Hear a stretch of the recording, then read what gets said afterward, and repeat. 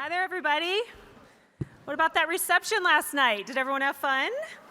Yeah? Woohoo! Is everyone bringing home a wood-burning art project like you did at camp? Maybe? I was too intimidated. I thought my child would judge me for my lack of artistic skills.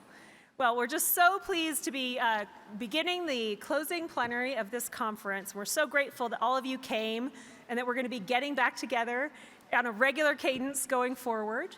I'm thrilled that we're going to be starting with the HUD Awards, but before I get to that, I have to make one very important thank you, and that is to the amazing, talented council staff who have made this thing go.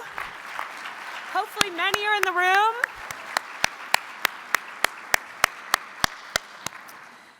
The most frequent compliment I've heard since this conference started is, "Your team is amazing."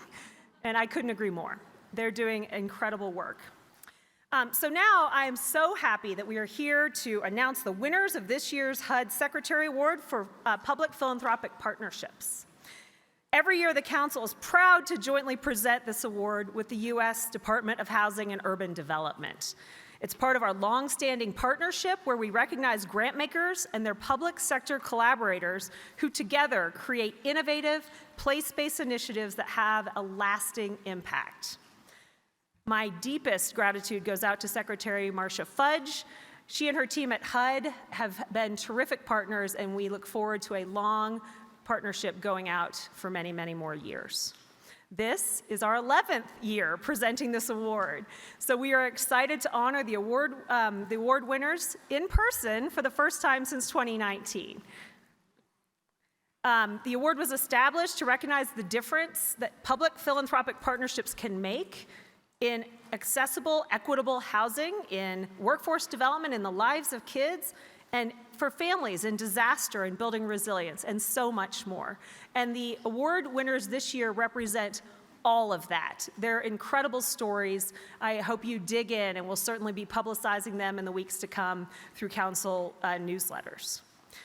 The folks who are going to come up to accept the awards do not represent the full collective group that made their impact possible. So each of them have been very clear and modest about their representing a broader collective, and I want to just make sure that everyone in this room knows this.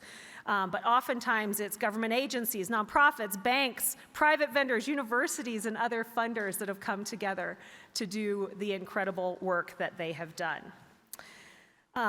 So there won't be a lot of detail that we're going to be able to give out about each initiative as we give the awards, but we certainly hope that you dig into them, and we will be telling their stories more publicly in the months ahead. So again, a big thank you to Secretary Fudge and our important partners from HUD. I also want to thank the government affairs team at the council because they make this partnership go. And we are pleased to be joined with one of Secretary Fudge's representatives. It's Solomon Green, who is the Principal Deputy Assistant Secretary of the Office of Policy Development and Research at HUD.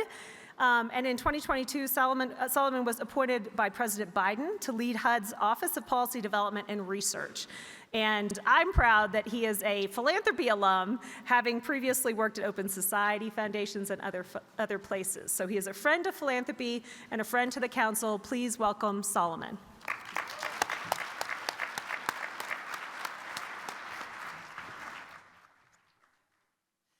Well, thank you, Kathleen, and thank you to the entire Council on Foundations team and the wonderful array of philanthropic organizations we have here today.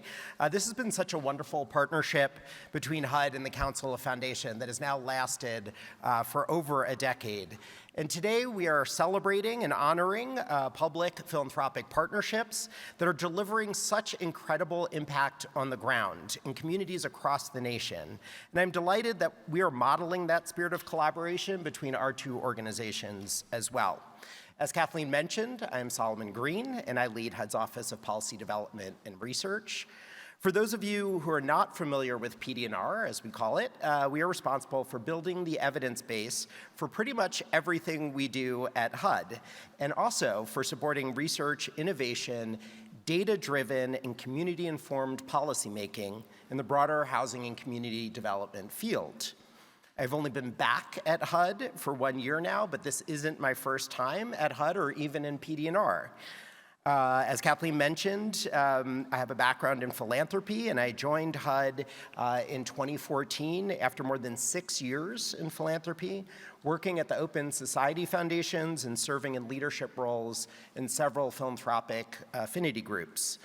During my first stint at HUD, I served as a senior advisor in PD&R and actually in the office that works closely with the council on these awards, philanthropic and international affairs. And I actually served on the selection panel for these awards back then in 2014 when they were just getting started. So for me, this is a bit of a homecoming. I remember being as impressed then as I am now by the caliber of the applicants and how each awardee exemplified the power of public philanthropic partnerships to achieve lasting and meaningful change in communities. These are very different times now than when the awards started, but there is a clear through line. Working together, we can accomplish so much more than working alone. At HUD, we work on behalf of the nation's most vulnerable communities to lift barriers to upward mobility, to provide quality, affordable homes, to promote equitable development, and support strong, sustainable, and inclusive communities. But we can't do this work alone. The winners of this year's awards are a testament to the power of collective impact that public philanthropic partnerships can have in their and all of our communities. They represent the great diversity of our nation. They are community and private foundations serving urban, rural, and suburban communities spanning the country from Alaska to Los Angeles to Florida and New England. And the breadth of the issues they are working on and the approaches they are using shows what it means to respond to local needs. I share Secretary Fudge's belief that those closest to the people can best serve the people. We take that to heart every day we come to work at HUD, which is why we structure our programs, our funding, our research, and our policies to center the people and communities who face the greatest barriers to housing and opportunity. These awards are just one way we can lift up the great work that is happening on the ground and hopefully continue to accelerate its progress. It is such an honor to be here with you all today in person, finally, to recognize the wonderful work you are doing in your communities. Secretary Fudge regrets that she couldn't be here in person to congratulate the winners, but she wanted to send her regards and appreciation from Washington. Hi, thank you for joining us today to recognize the outstanding work that occurs when the public and philanthropic sectors come together. At HUD, we work tirelessly to improve the lives of the people we serve, but we know that we cannot do this work alone. That is why we encourage and facilitate partnerships with community organizations across this country. Thank you to our partners at the Council on Foundations for working with us and for joining us to celebrate programs that positively impact people and communities and to administer the 2023 Secretary's Award for Public Philanthropic Partnerships. This year's awardees represent the heartbeat of our great nation. Every day, they respond to the calls of some of our most vulnerable neighbors, advocate on their behalf, and confront our most pressing challenges. It is my pleasure to recognize organizations like the Community Foundation for Northeast Florida, which has developed civil assets and strategies to ensure equitable outcomes in the wake of disaster. Partners in Colorado who helped Boulder County rebuild after devastating fires, and others in the state who provided essential support to newly resettled Afghan families. The Chicago Community Trust and the Collaborative in Los Angeles, working to address displacement triggered by disinvestment and gentrification. The Connecticut-based collaborative effort, whose strategic investments have allowed them to provide critical technical assistance to municipalities, policymakers, and stakeholders. Partners in Alaska and Arkansas, who are tackling the severe shortage of affordable rental units, helping people transition from homelessness to housing, and connecting people with good-paying jobs. And our partners in Wisconsin, who are creating opportunities for Black and brown people to build generational wealth through home ownership. There is a lot of great work being done across the country, and I extend my deepest gratitude to each recipient. I hope that by uplifting the creative and groundbreaking initiatives here today, we will encourage more foundations to work with us and support the work you are doing to provide more people access to stable, affordable, and safe housing.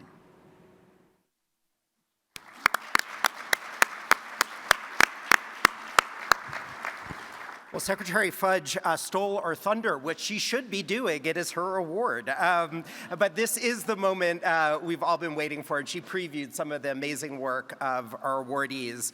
We'll tell you a little bit more about them and invite the awardees up to the stage to accept their awards. The 2023 Secretary's Awards for public philanthropic partnerships include the Chicago Community Trust for the Elevated Chicago Coalition, which advances an equitable transit-oriented development agenda in Chicago. Please thank them and come up to the stage.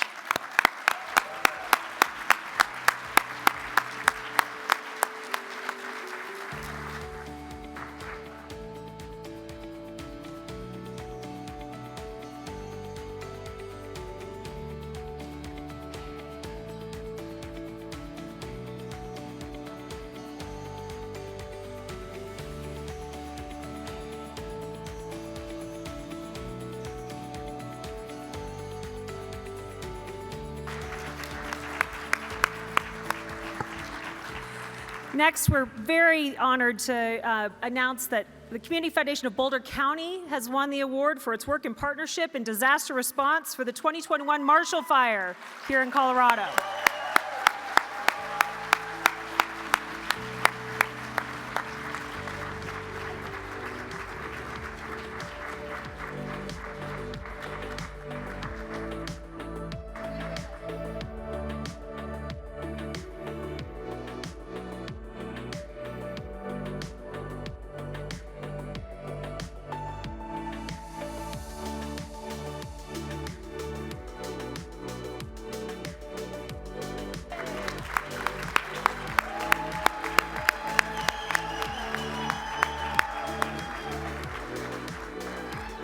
Please join me in extending a warm and heartfelt congratulations to the Accelerate Foundation in Arkansas for its Upskill Northwest Arkansas initiative to train and place professionals in the healthcare field. Please join us on the stage.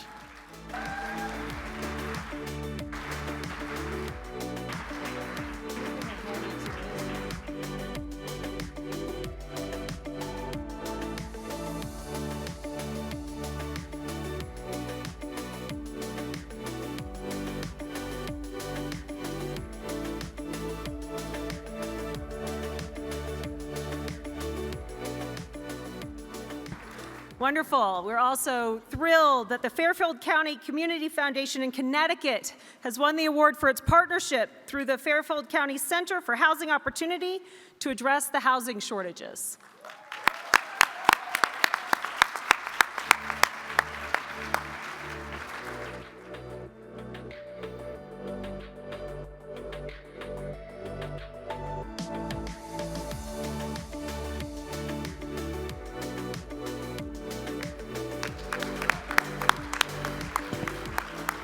You can tell how great our collaboration between our organizations is by our well-rehearsed choreography on the stage. I want to congratulate next the Greater Milwaukee Foundation for its work through the Community Development Alliance to build Black and Latino generational wealth through homeownership. Please join us on the stage.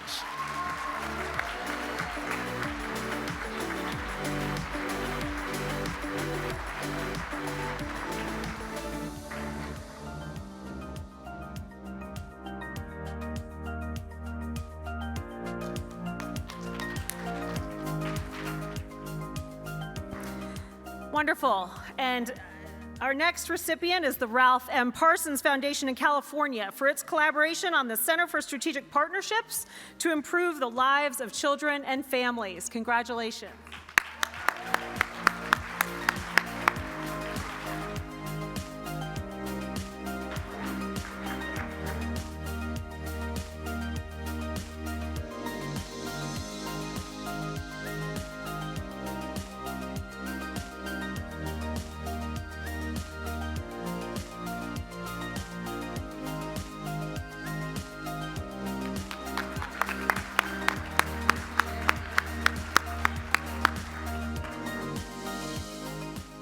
Next up, please join me in congratulating the Rossman Foundation for their Homeless to Stably Housed initiative in Anchorage, Alaska.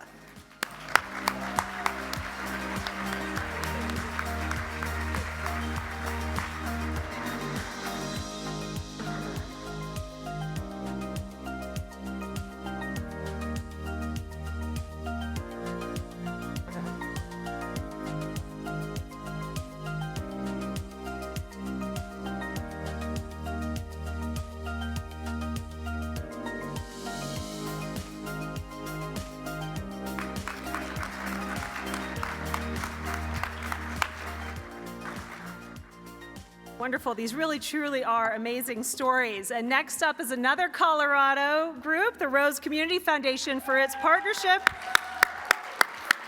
in support of Colorado Afghan evacuee support and welcoming Afghan refugees.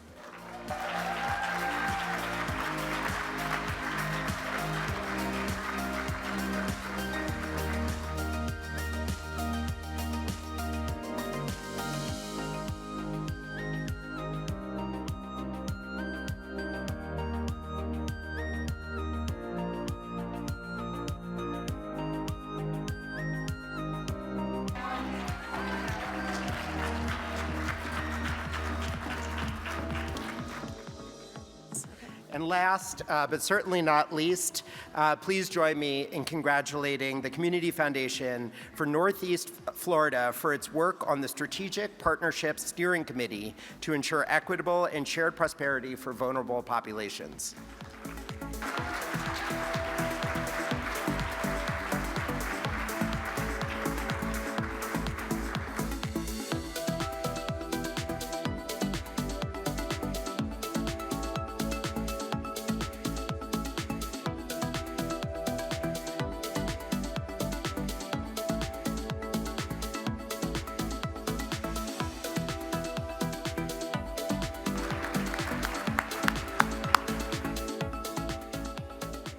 Thank you once again for all of these participants, and let's congratulate them one more time.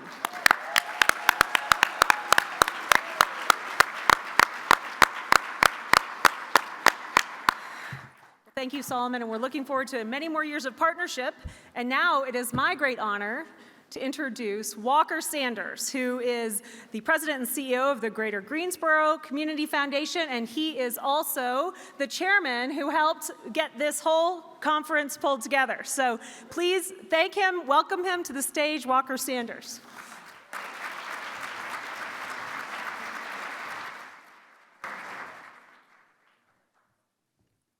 Well, thank you, Kathleen. Wow, those are some amazing stories, and I hope it inspired all of you all to think about what you're doing in your own places, about how you can next year be up here on the stage getting recognized for some of the great work that you're doing.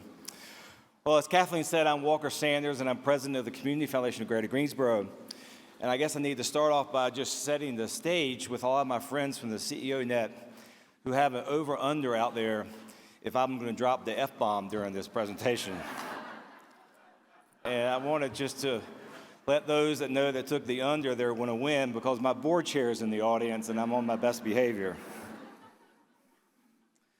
Well, as we approach the end of our conference, I'd like to take this opportunity to thank the amazing working group volunteers that helped to develop this year's schedule. Not only did they submit and are leading a number of sessions here at the conference, but they gave generously of their time generously of their time to support the host committee's development of the networking, arts, and wellness activities. Will the working group members that are here please stand, and if you'll all join me in thanking them for all their great efforts.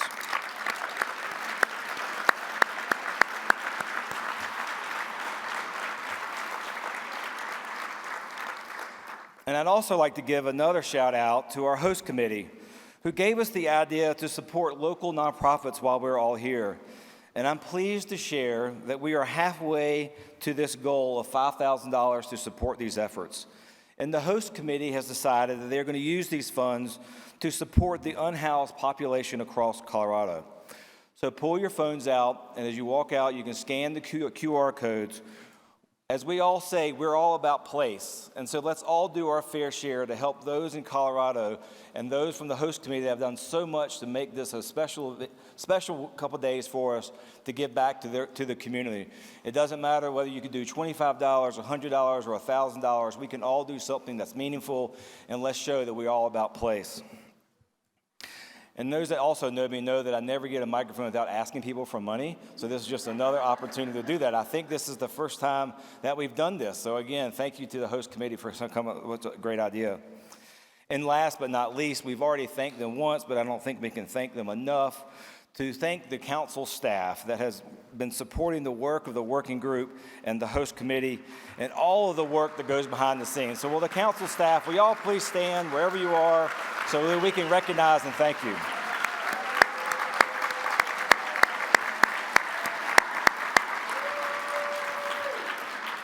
And I really want to make a very special recognition to several of the folks on council staff, to Melanie Freeman, Renice Butler, and Blythe Zayetz on the conference and events team, Melissa Sines, the event lead, and Natalie Ross and Kristen Scott Kennedy, who led this reimagining and bringing us all back together and provided the leadership for this conference. So one more round of applause for those three folks.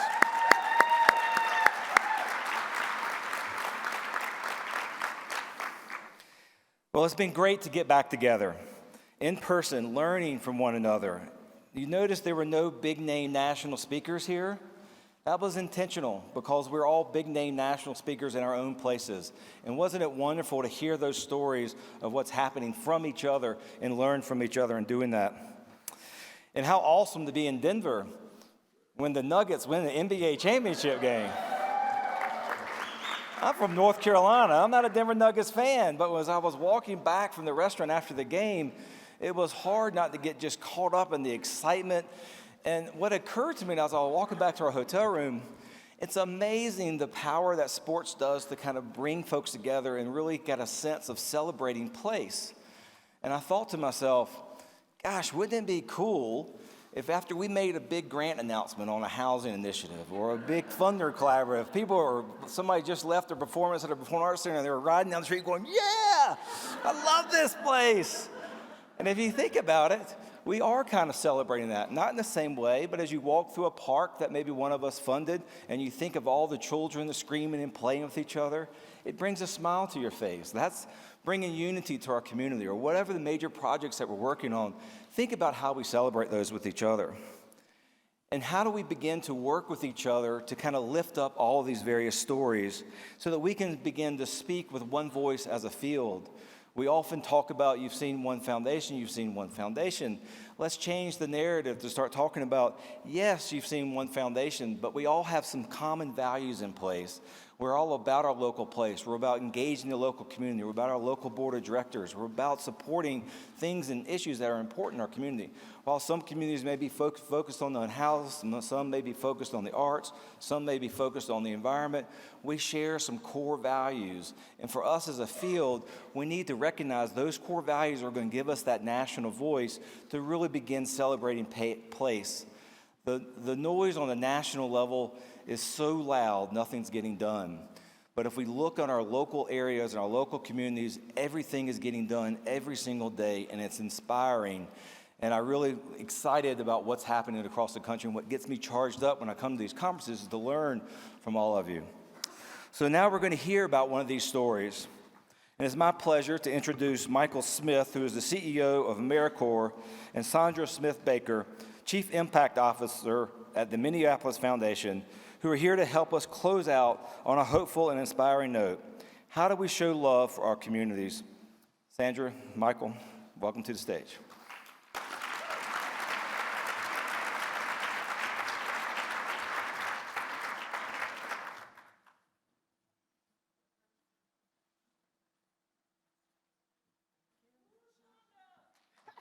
Thank you. I think that was Patrice who's celebrating a birthday today. Happy birthday, Patrice. Happy birthday. A big birthday. So This Mike, chair is comfortable. I mean, it's kind of comfortable. I'm gonna find my angles. So, you know, I am so pleased to be here this afternoon, and I love the idea of embodying love. And it feels like after such complicated times, to just settle in the midst of complexity and find a center and a foundation on love and the good things feels so important. Yes. And so we had an opportunity to talk for a little bit. And so we're going to extend the conversation we had upstairs to being in front of you. And so we're just going to go back and forth for about 45 minutes or so. And I hope that you just join us in listening and appreciating and reflecting on this conversation. And so, Michael, thank you for your leadership and for your service. And in the midst of all of it, you decided to stay in public service. And so, you know, what does it mean for you to be in public service at this moment? Well, you're in public service in a different way. Everyone here is in public service. And if the Department of Education has not reminded you, you qualify for student loan forgiveness. So I hope you all are filling out that form. So thank you for your service, and thank everyone who's here. You know, it's interesting. I think, you know, a lot about this path from charity to justice, right? And I spent the last 7 or 8 years working for President Obama, doing the My Brother's Keeper work, and spending a lot of time with friends and peers in the social justice space. And some people would say, oh, you're gonna go do that service thing while we're out here fighting the good fight, while we're trying to repair and dismantle systems or reimagine systems that were never built for us in the first place. Why are you gonna go do that service work, or why are you going to go work for the man? And I think, you know, what we have seen is there is this path from charity to justice. And I think about it from a service standpoint, you know, that young person like I was, whose mother brought him to a food bank. And then one day they think back to why they're doing the work they're doing now. It's because they were exposed and they saw systems that weren't working. And so now they're working in food policy. Or you think about someone that started with tutoring or mentoring and are now doing this work to think about education reform. I was actually with an AmeriCorps member recently who was the first in her family to graduate from high school. She went through AmeriCorps, and now she's reshaping education policy in the state of Maine. And so I do think there is something that is ignited, that is sparked. There is something about understanding what is happening in community, in work that starts with charity, and then it brings you on that path for justice. And then for me, I think we all know whether we're inside game people or outside game people, right? And in order for us to have the kind of change that we need, if we look at history, there have always been two sides of the coin. I have a good friend of mine that runs a social justice organization. And there were times when I was working in the White House, trying to create changes, launching Second Chance Pell, those sorts of things, where he was outside the White House bringing petitions. And I think we both had a role to play in order to getting the country to where it needed to go. And so that's why I serve. You know, it's also, you know, I grew up with my parents. They were both 16 years old when I was born. We were poor. That comedian said we were po because we couldn't afford the O and the R. But I had a community that was rich in love, that took care of us. I have friends who have double six-figure salaries right now and don't have the community for their children that I had in my so-called poor community. And so I feel a great sense of responsibility for using my life to give back to communities like those that made my life now possible. Yeah, I love so much about that. And we talked a little bit about my mother who moved on. She's with the ancestors in 2020. And my mother would say, and my mother had a high school degree that she barely made it through. And she would say that a community is a place that you invest in, not move from. And she said, even if you move from there, you still invest there. That's 100% right. And her words have meant so much to me, particularly because we know what happened in 2020 in Minneapolis, from where I am from, and I'm fifth generation there. And it was incredibly difficult to love a place that you love. And when you're talking about inside-outside game, I was right in the middle of it. Am I inside or am I outside, right? Like, I want to protest the system I'm working in, and thinking through it. And I think lots of us have struggled. And so, you know, and I guess what I'll add there too is that there was also an emergence of leadership. So just as you emerged and my mother emerged and I've emerged and all of us have through our various stories, maybe I'll start there, is that there were leaders that were emerging that were ignored in so many other spaces for having even a legitimate voice on the issues that they were pressing on. Right.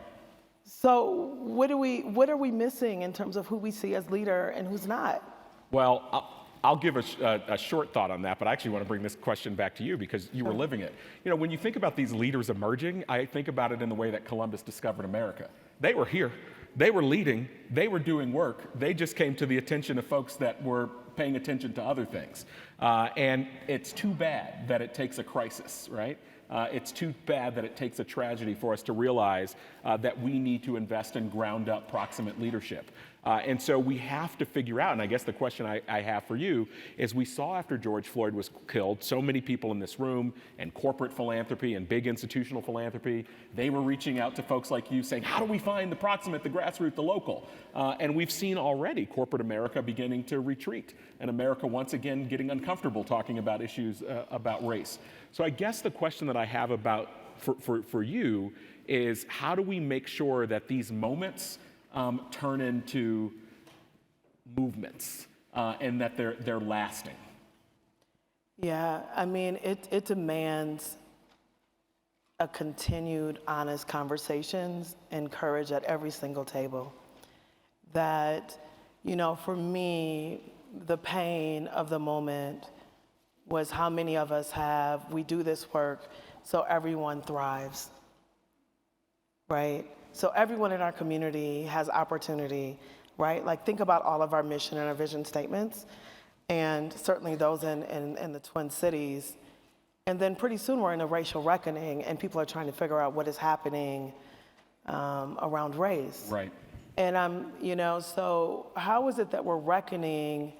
And what I got to is really we're just realizing that we're not reckoning. We're realizing the depth of racial harm and damage, that is not something you can do from 2020 to 2023, that it demands us to stay attentive if we want it to be a movement. Otherwise, we are actively participating in a moment. And we have to decide. And for some, they've decided it was a moment. Yeah, it's interesting. I was I feel like now we're having a conversation. and you guys are witness. You're a part of it. But it reminds me, I was with a group of, I can't keep track of where I was, but I was having a conversation with a group of philanthropic and nonprofit leaders with this age-old discussion. Do you accept money from bad actors?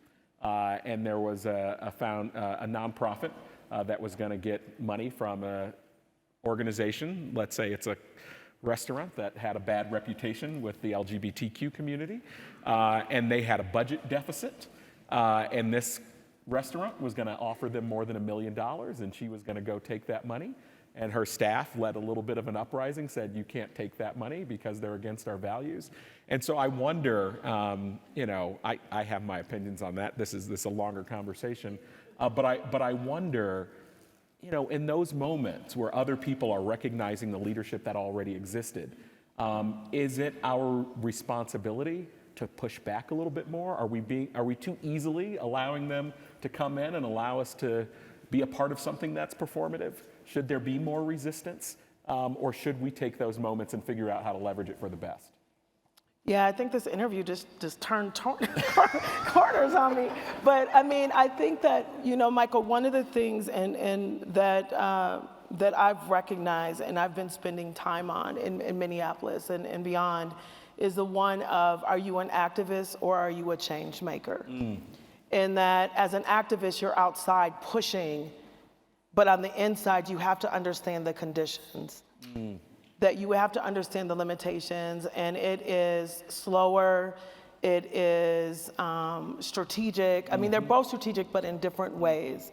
And I think that when you examine, when I was a CEO of Pillsbury United Communities, I had staff that bucked up against me because there was a bank that was funding. Bucked up, that's a technical term. They bucked up against me around the Dakota pipeline, and they didn't want us to bank with them. And I said, well, why don't you go find a bank that hasn't invested in something that you find harmful? Right. So just go do the work and then come back and then you talk to me. And so I think that what happens is that we see things one way or the other and we don't spend time examining. And I think it's in the examination in the process that actually helps us move through the discomfort of talking through painful histories so that we can get through a more abundant future for everyone. And so, I don't know, you're inside, and so talk to me about how you've been able to move change inside and what have been the joys and the challenges of that. We keep giving each other the tough questions. These weren't planned questions, by the way. No, because they're right here.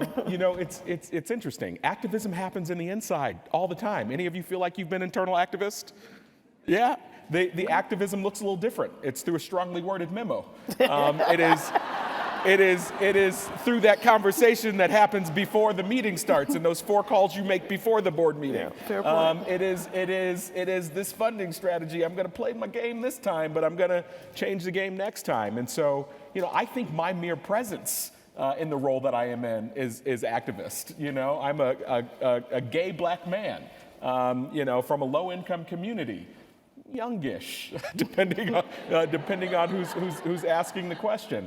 And I sit, leading a federal agency that's investing more than $1 billion a year in communities. And we have changed the way that we think about the work. One of the challenges we have with AmeriCorps right now is the living allowance for AmeriCorps members hasn't grown. And I remember when I came in, I'd worked at this agency for years, and I knew it was a problem, but I didn't realize how bad of a problem it was. And I had someone who had been connected with the agency for many years and said to me, you should be really careful talking about that conversation about raising the living allowance because some people might equate service with a job and you'll lose support. And I thought that was ludicrous. And it was ludicrous to me because this wasn't something abstract. I knew when I graduated from college and my mother struggled. To this day, she tells me how she took 6 buses a day to get me to daycare, get herself to school and work and back. If I would have told her when I graduated college, I'm going to go and do this program and I have to get on food stamps, she would have thought I had lost my mind. And so when we are having conversations about reducing barriers and expanding opportunities, it is real. When we talk about the supports that our AmeriCorps seniors need, I think about my grandmothers and the decisions that they're having to make about food and medicine. And so I think my mere presence, your presence, there is activism that exists in every single day, and you shift the priorities according to the proximate leadership that you bring to the role that you have. Yeah, and how do you see national service shifting beyond that, or has there been a shift that you've seen perhaps since 2020? Oh my goodness, there have been so many shifts. Well, one, any AmeriCorps alum here? Hey, AmeriCorps alum. So for those of you who don't know, AmeriCorps has been around for about 30 years. The simple way of thinking about it is the domestic Peace Corps. We work to strengthen communities and transform lives through the powers of service and civic engagement.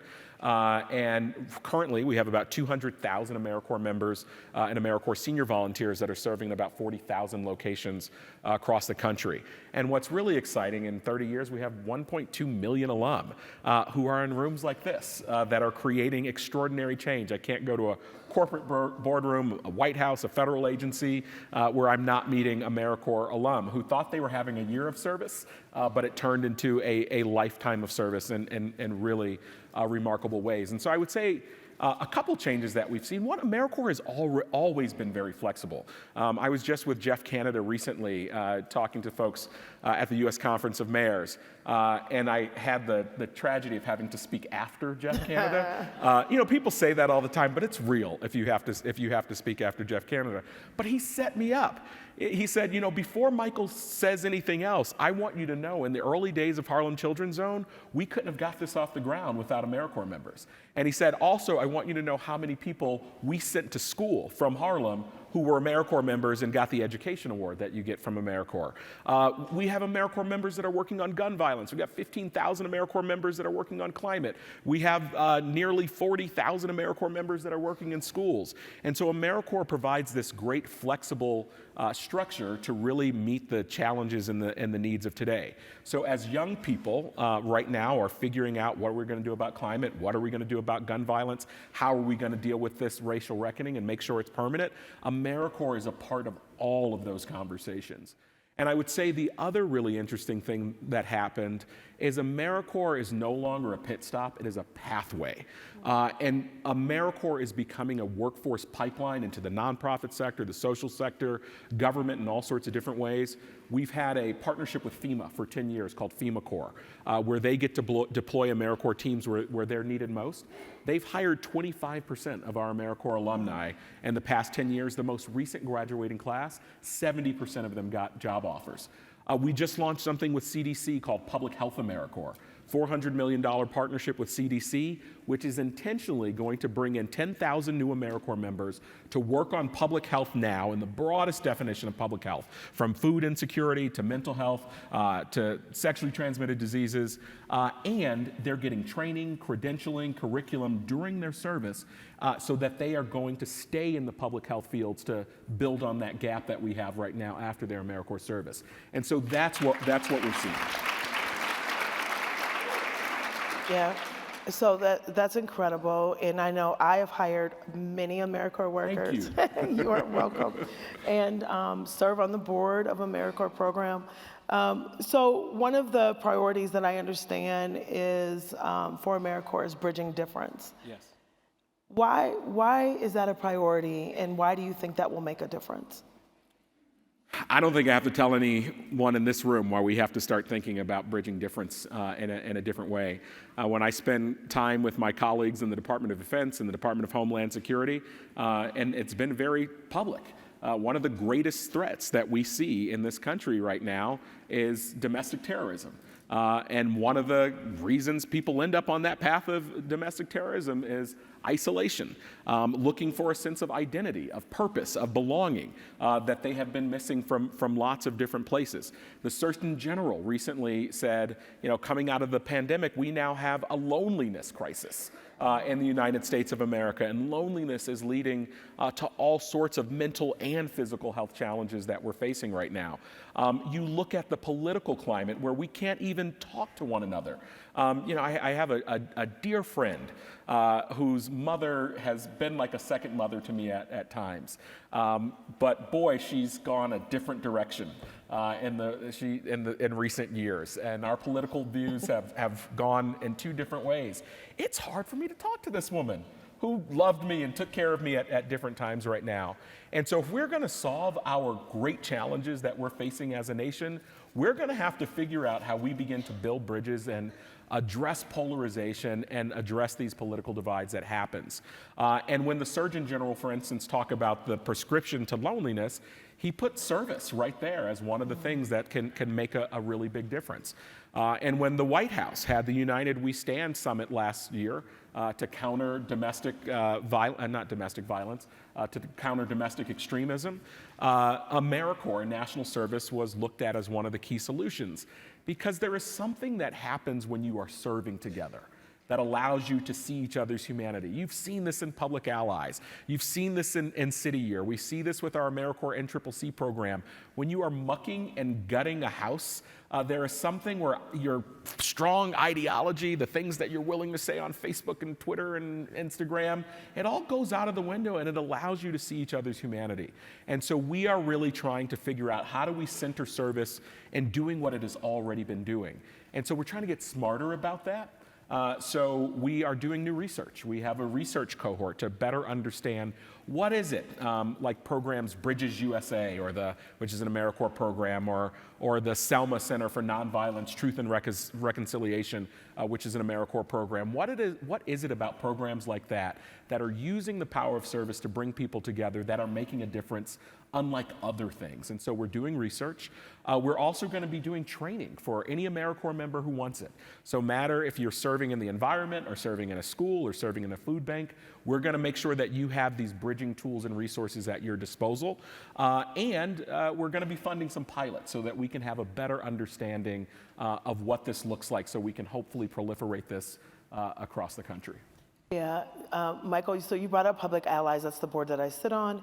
And I know that one of the challenges that we would often find is that they would get the training, and then they would be placed sometimes in organizations that weren't ready for their big ideas. Mm-hmm.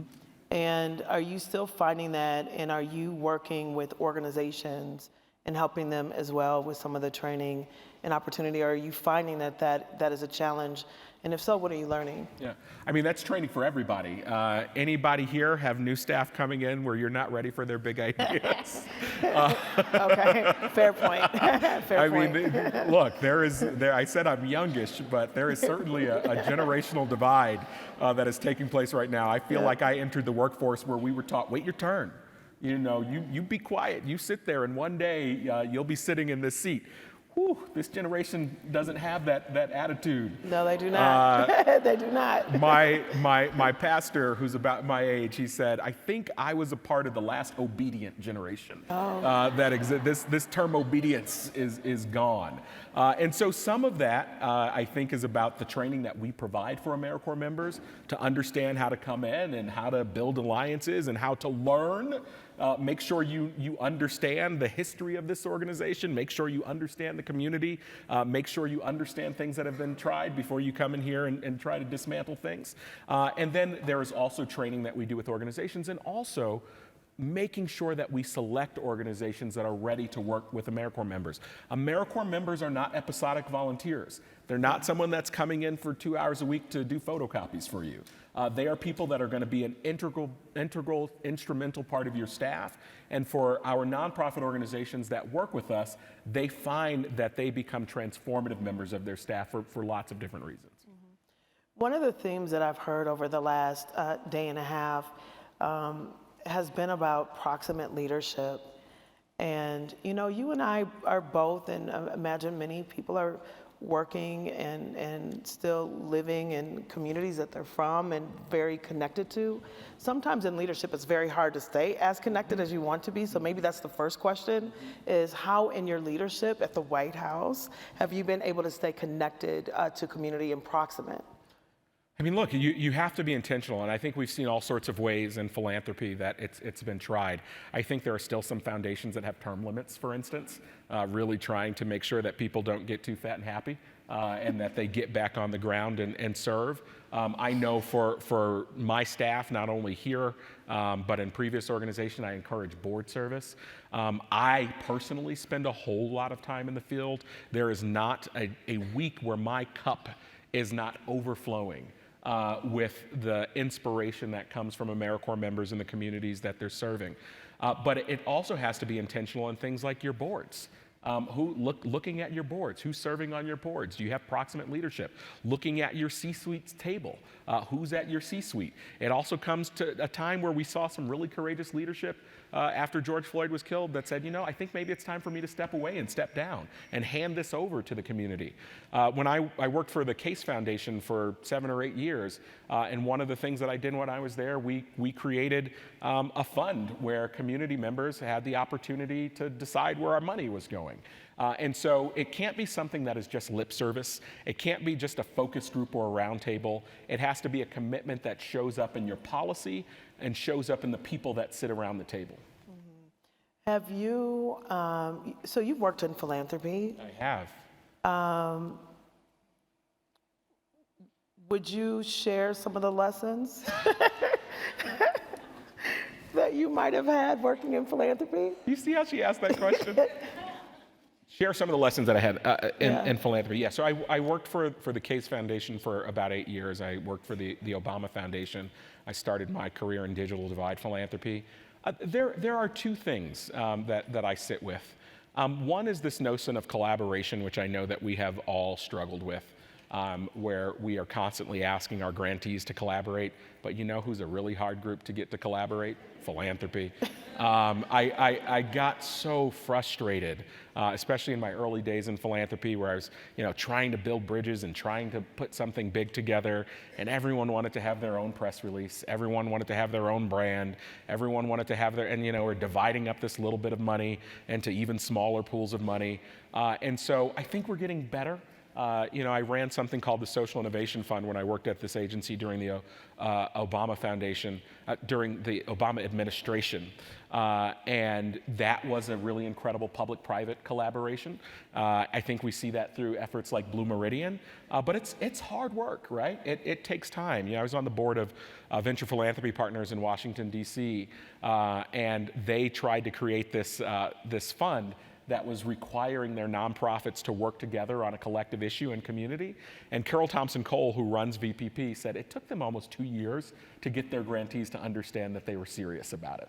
And so that is certainly one thing that I spend a lot of time thinking about, because we're a self-congratulatory group of people. Maybe not community-based or place-based funders, but I've never seen more self-congratulation than in a boardroom where, well, you, sir, did this and you did, And so we have to be willing to get outside of ourselves to realize that we have a relatively small amount of resources, and if we're going to create the change that we need, we got to pool it together. So that's one frustration, and I do see it getting a little better.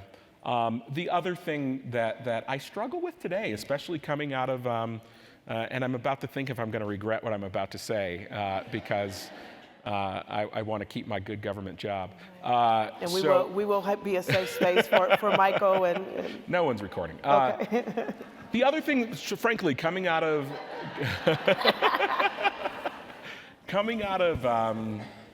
after the murder of George Floyd, just sitting with this idea that those individuals who created the inequities that we're facing through their companies, through the way wealth was created, through their policies, are now so often sitting in seats of power to try to dismantle that?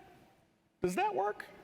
And that is something that I struggle with. And so I see philanthropy having this racial reckoning. I see us asking the right questions. I see us trying to change our boards and our leadership tables. But if we're going to get to transformation, if we're going to get to that disruption, then I think we're going to have to ask ourselves some really tough questions about the root causes and are the right people in the right rooms to try to do something about it.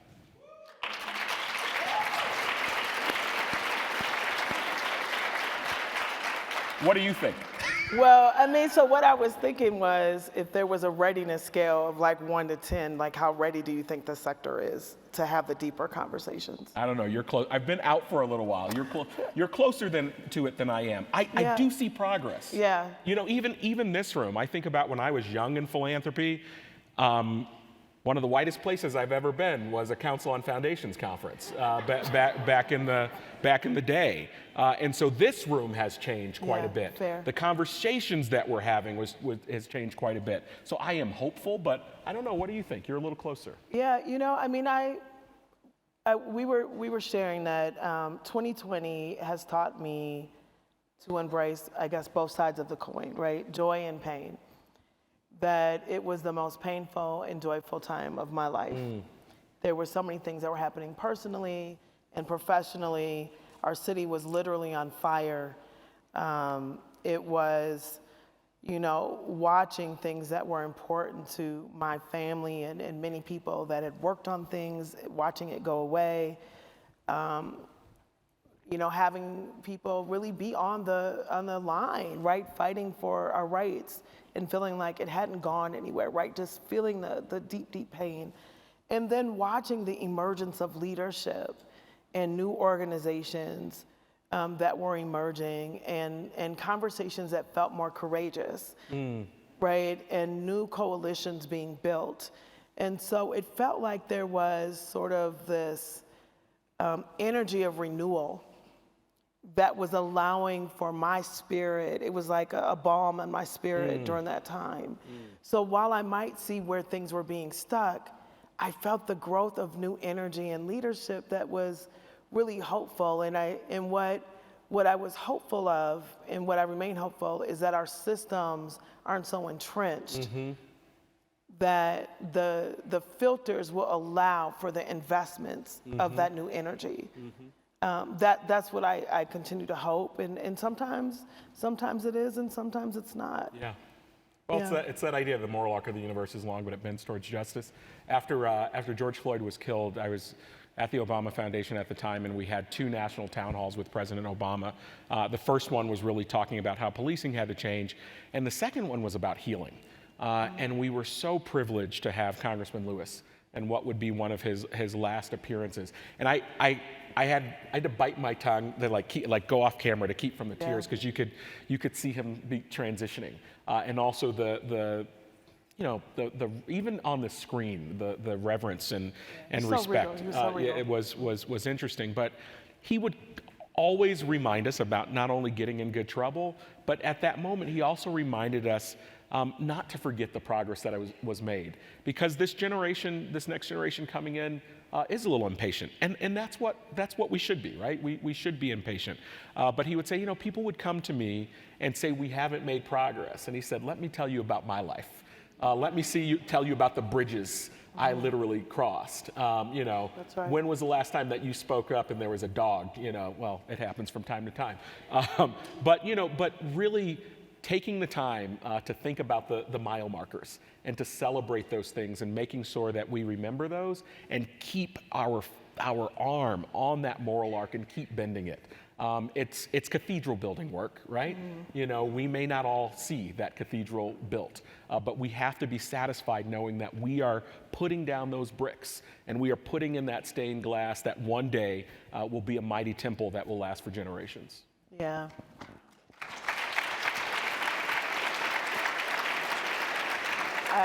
I just had a memory of my grandmother who passed away at 99, and Obama was in office, and right towards the end of her life, she started to lose her memory, and she kept the news on, and so about every hour, she would say, "Did they just say that black man's the president?" I never thought I would see that in my whole life, and she would say it like every hour. Me too. I never thought. So I think that while we sit and work that's very hard, and the reckoning and the wrestling around issues that are hard, I think that's where the real work happens. And often we talk about change happens at the speed of trust. And do you think that we have the relationships of trust that are necessary for change? Because I feel it in this room. I feel the energy in the room, and I'm hoping that through this and with the theme of embodying love and bridging difference, and that we can continue to go deeper and deeper. The morning plenary was phenomenal, listening to those stories, and I felt the emotion in sharing of those personal stories. That both, because I can't separate me and my family history from the work that I'm doing. And I think the more that we bring our whole selves to work, we create more truth in the work. And the more we bring that truth, hopefully we can build the trust. Yeah. I mean, we were talking about love, and when you say, do we have the trust, I come from a show me you love me family. Yeah. Don't tell me you love me, show me you love me. It's funny, my partner comes from a I love you family. And I just wasn't used, we're not a big, I love you. Like I have some friends that say I love you when we get, I'm like, I love you. It's just a little much for me, right? And so whenever I would talk to my grandmother, and she'd be on speakerphone, and I'd say, bye, Nana. And he's like, why did you say I love you? And my grandmother would say, Lamore, do you want me to, my partner's name's Lamore, do you want me to say I love you? So now every time they talk, my grandmother, who was not a I love you Nana, now says I love you to my partner. But the reason that didn't matter so much to me is because my family showed me that they love me, right? We were poor, as I said earlier, but someone made sure that I was going to have that money to go on that field trip. Someone made sure that when a car was broken down, that I was getting picked up from school or daycare. When my mother couldn't make that college tuition bill, someone came through. I know right now, if I broke my foot and I needed someone to fly out to Denver, there are 3 members of my family that are going to be there. And so this idea of is there trust? You got to show me, right? You know what Cornel West said. Love is what justice is what love looks like in public. I think it was Jesus that said, if you love me, feed my sheep. And so do we have trust? It is a constant demonstrating and a showing of it. And as you know, trust is so easy to violate. And sometimes you're gonna fall down and you're gonna have to build that trust all over again. But just because you wrote a check, just because you delivered water to a community that didn't have water, doesn't mean that they should automatically trust you, because there's generational reasons why they shouldn't. And so it's gonna have to be an ongoing work that's happening from this community.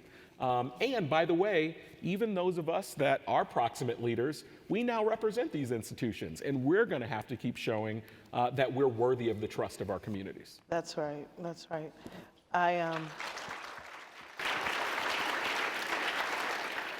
With the very public police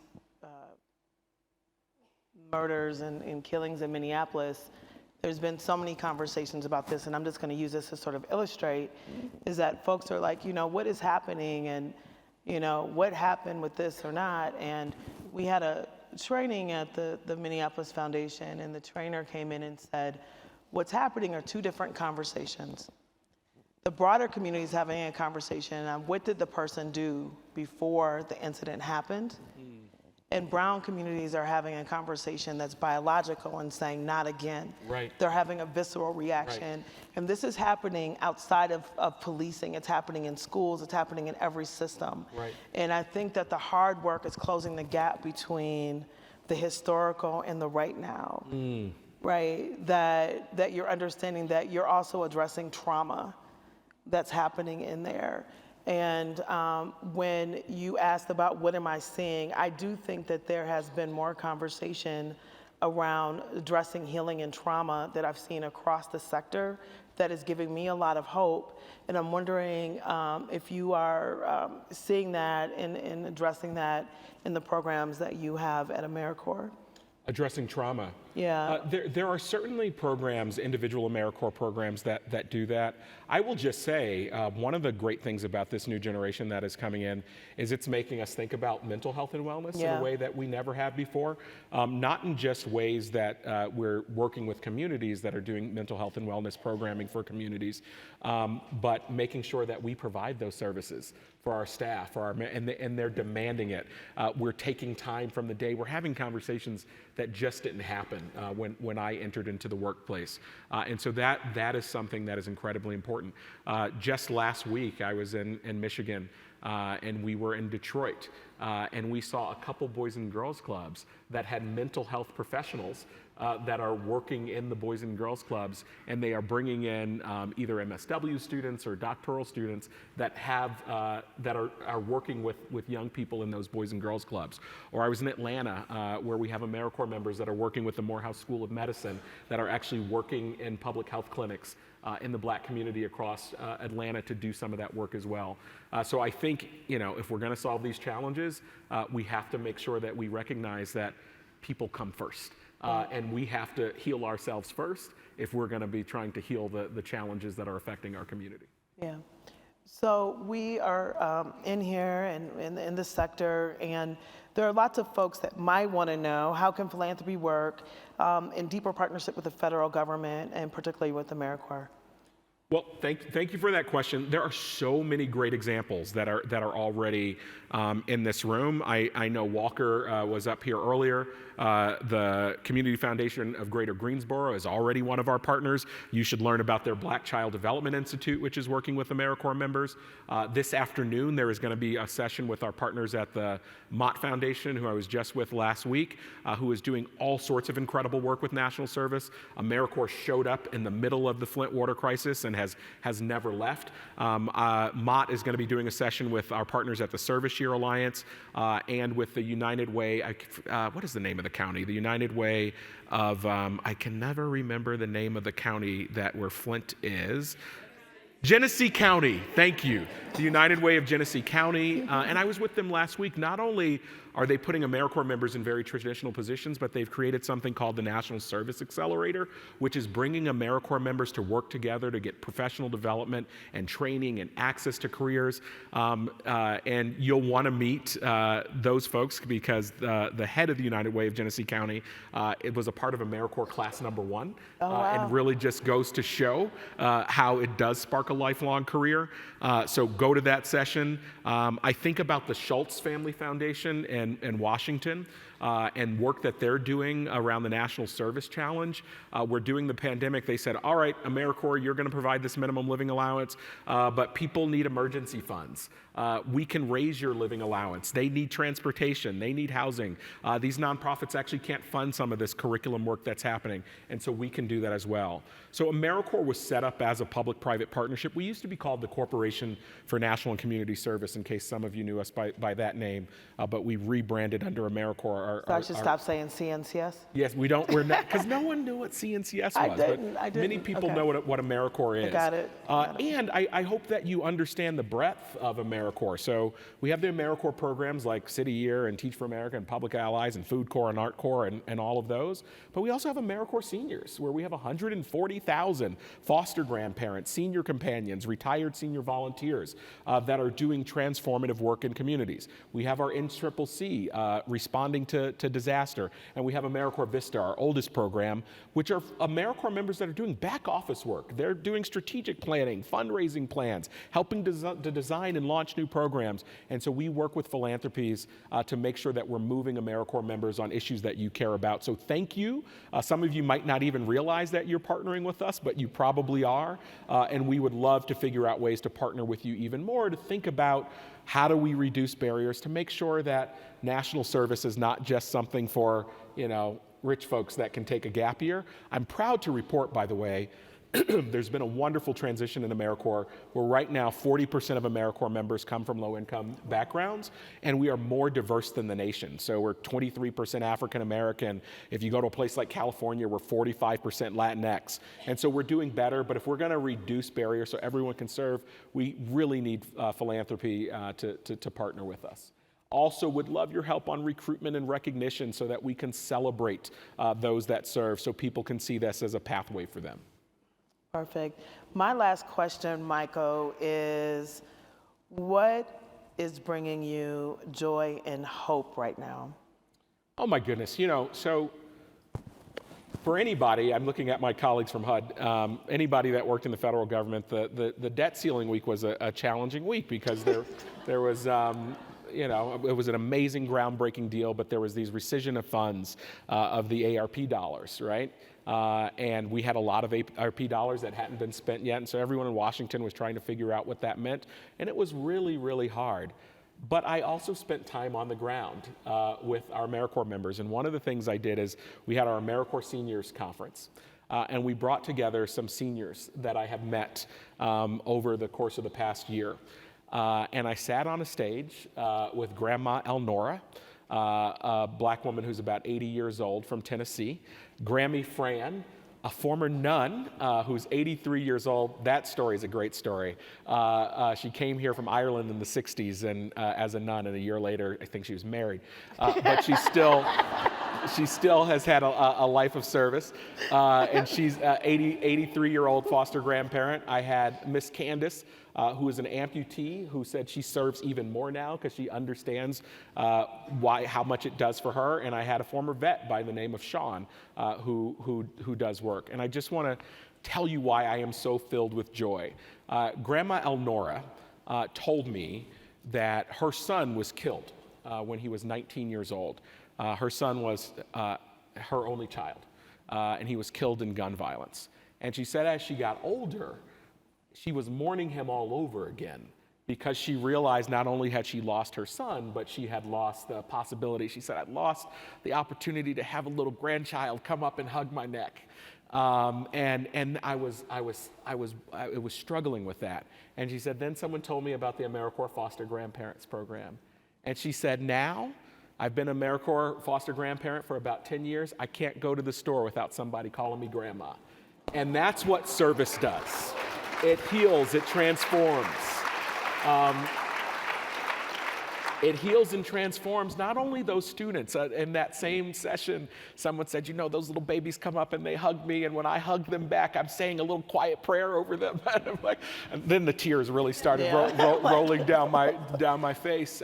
So it is not only making a difference for those communities where those kids have better literacy outcomes and numeracy outcomes, but it's transforming those who serve. Dr. King said anybody can be great because anybody can serve. He said you don't need to have a college degree to serve. You don't need to have your subject and verb agree to serve. You just need a heart full of grace and a soul generated by love. So every day I get to see this love and grace in action. And when you watch the news and it looks like things are challenging, I still believe that America has this great sense of service. And we saw this during the pandemic. At the time where we really could have gone inward, we still took care of our communities in beautiful ways. And that's what gives me joy. Man, embodying love.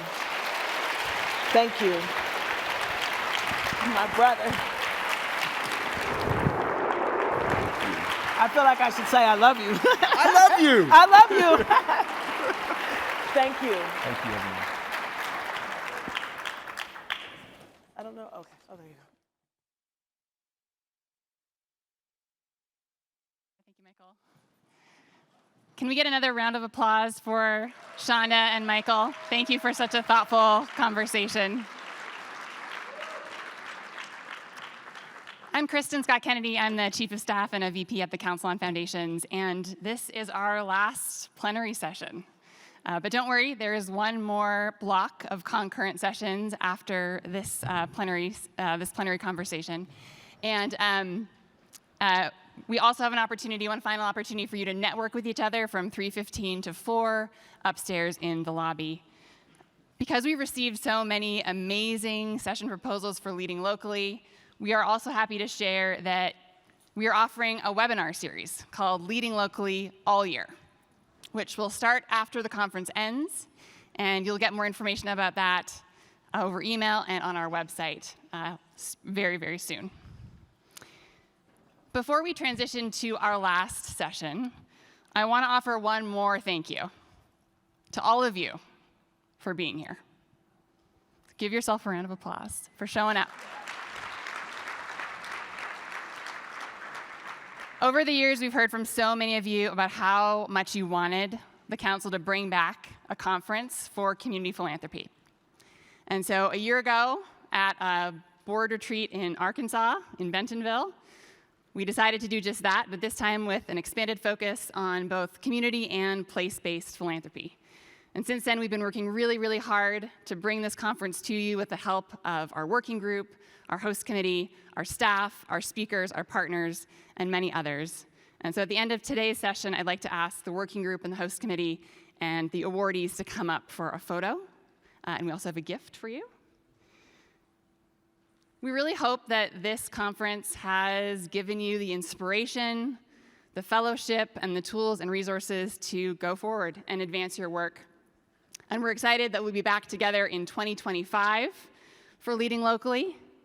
And next year's conference, carrying on the theme from so many conversations today, is all about connecting and collaborating across our differences. So look forward for more information about that. And now, to take us out, I'd like to introduce to you the Denver-based dance company Artistico. They are going to do a dance, and then they're going to give us a quick lesson. So please feel free to dance on your feet or from your seat, whatever you prefer. And let's welcome them with a big round of applause. Artistico.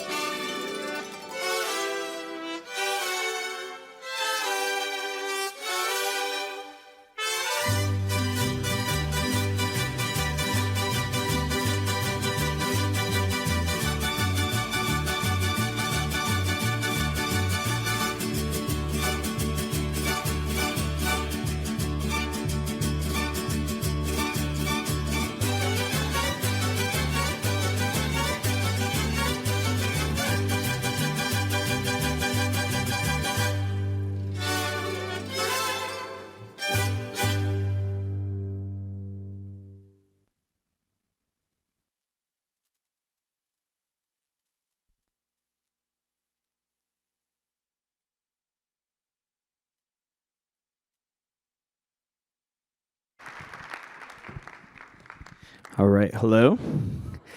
Let's give these dancers another round of applause. All right, so I saw some of you guys trying to escape, so let's turn the music on right away.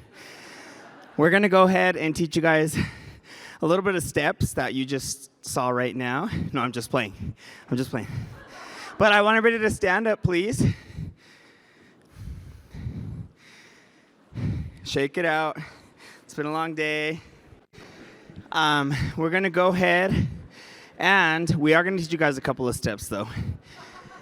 But we're gonna do some basic steps from salsa, from the genre of salsa. So I want everybody, dancers, go ahead and turn facing the back. We're gonna start. Can you go ahead and turn on the music, please, and just make it so that I can be heard still? All right. So first step is we're gonna start with our right leg. Everybody raise your right hand. Your other right. Yeah, I got you. Right hand, right here. You're gonna start with your right leg, and you're gonna go forward. 1, 2, 3. Left. 1, 2, 3. 2, 3. 1, 2, 3. Left, 2, 3. 1, 2. I know you guys want to use your arms, okay? So we're gonna use our arms, okay? You're gonna do like a choo-choo train type of thing. Okay, you can shake your shoulders if you want. Okay, and we're gonna do 4 of those. Ready? 7, 8. 1, 2, 3. Left, 2, 3. 1, 2, 3. Left, 2, 3. You guys got that? So should we keep going? All right, we're gonna do it to the side now, okay? So you're gonna do side 2, 3, side 2, 3, side 2, 3, side 2, 3. Let's go and we're gonna add our arms in. So you're gonna go right with your right arm, left with your left arm, right with your right arm, left, right, left, right, left. Okay, now we're gonna do some more shimmies in between. Shimmy it out, okay? That's how we teach our 4 to 6-year-olds. They're called shimmies. We do our shimmies, okay? So now we're gonna do 4. You're gonna do 1, 2, 3, 2, 2, 3, 3, 2, 3, 4, 2, 3. Arm, arm, arm, arm. Okay, ready? All together? I'm a dancer, so I like everything to be the same. All right? 5, 6, 7, 8. 1, 2, 3. 2, 2, 3. 3, 2, 3. 4, 2. Arms. 1. Yeah. 2, 3. Again. And 1, 2, 3. 2, 2, 3. 3, 2, 4, 2, 3. Arms. 1, 2, 3, 4. All right. Can I add one more step? Yeah? All right. We're going to add in a turn. All right? Yeah. Okay, we're going to add in a turn. But it's an easy turn, I promise. Okay? So we're going to go basic step. 1, 2, 3. Pivot. Back. Okay?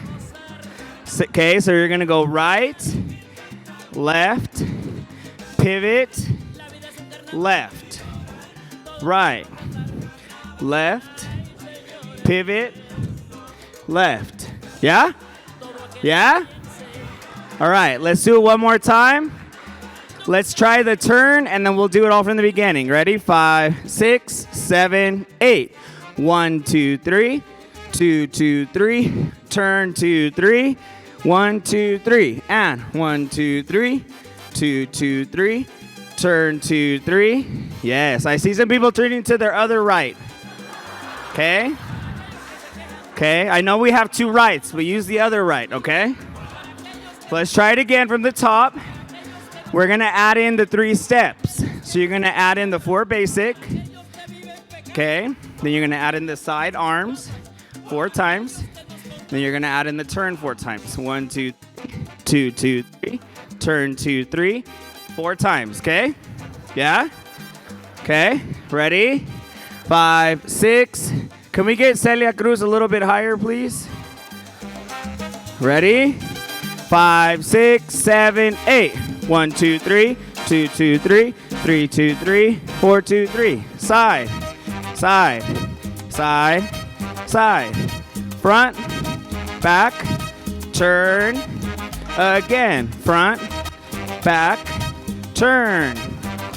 And front, back, turn. Last one, front, bam. Yeah, all right, that one was just practice. Yeah, give yourself a round of applause. Dance teachers, the number one thing we say is one more time. One more time. We're gonna do it one more time from the beginning. Ready? 5, 6, 5, 6, 7, 8. 1, 2, 3, back. Let me see those shimmies. And side, side, side, side. And front, back, turn. And front, back, turn. And front, back, turn. And last one. And turn. All right. Thank you guys so much. Thank you all so much. Now look at all these new dancers we have. All right. We'll be calling you guys back, okay? Thank you all so much. We are Artistico Dance Company, and it was a pleasure.